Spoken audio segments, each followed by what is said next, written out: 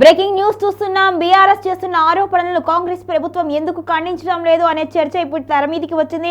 మొత్తానికి చూస్తుంటే బొగ్గు వ్యవహారం కావచ్చు, ఇతరత్ర అంశాలు కావచ్చు, బీఆర్ఎస్ మాత్రం తీవ్రంగా ఆరోపణలు గుప్పిస్తుంది. మరి దాని మీద కాంగ్రెస్ ప్రభుత్వం ఎటువంటి స్పందన లేదు, మంత్రులు కానీ ఎమ్మెల్యేలు కానీ ఎవరు ఖండించడం లేదు అనే ఆరోపణలు అయితే ఇప్పుడు వినిపిస్తున్నాయి. మరి దీని వెనుక కారణం ఏంటి? నిజంగానే ప్రభుత్వం అవినీతికి పాల్పడుతుందా అనే చర్చ కూడా మొదలైంది.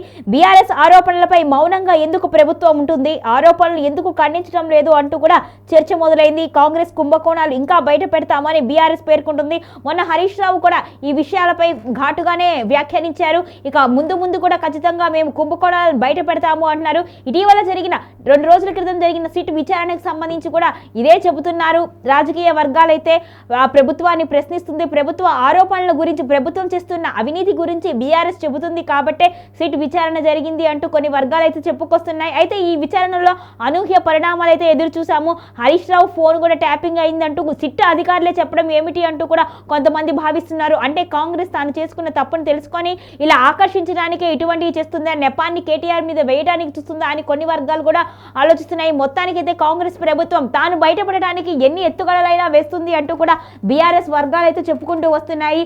ఇటు చూసుకుంటే ఏ విషయాన్ని కూడా కాంగ్రెస్ ప్రభుత్వం అయితే ఖండించడం లేదు. 6 గ్యారెంటీల అమలు మీద బీఆర్ఎస్ పార్టీ ఎన్నో ఆరోపణలు చేస్తుంది. మరి ఆ ఆరోపణల మీద కూడా ఎటువంటి వ్యాఖ్యలు చేయడం లేదు.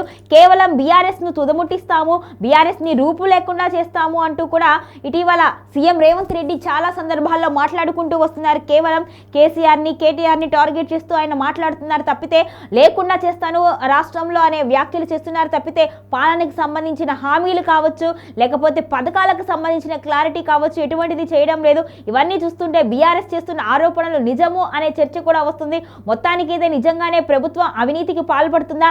నైని బొగ్గు కుంభకోణం వ్యవహారంలో ఇటీవల జరిగిన వివాదంపై కేంద్రం కూడా స్పందించింది. దీనిపై సిబిఐ ఎంక్వైరీకి కూడా సిద్ధము అంటూ కేంద్ర మంత్రి కిషన్ రెడ్డి స్పందించారు. మరి దీని మీద కూడా కాంగ్రెస్ ప్రభుత్వం ఎటువంటి క్లారిటీ ఇవ్వడం లేదు. మొత్తానికి చూసుకుంటుంటే కాంగ్రెస్ ప్రభుత్వంలో ఉన్న ఇబ్బందులే బీఆర్ఎస్ కు అస్త్రంగా మారుతున్నాయని రాజకీయ విశ్లేషకులు అయితే చెబుతున్నారు. మరి నిజంగానే బీఆర్ఎస్ చెబుతున్నట్టుగా ప్రభుత్వంలో అవకతవకలు జరుగుతున్నాయా? అందుకోసమే మంత్రివర్గంలో ఒకళ్ళకి పొసకడం లేదా?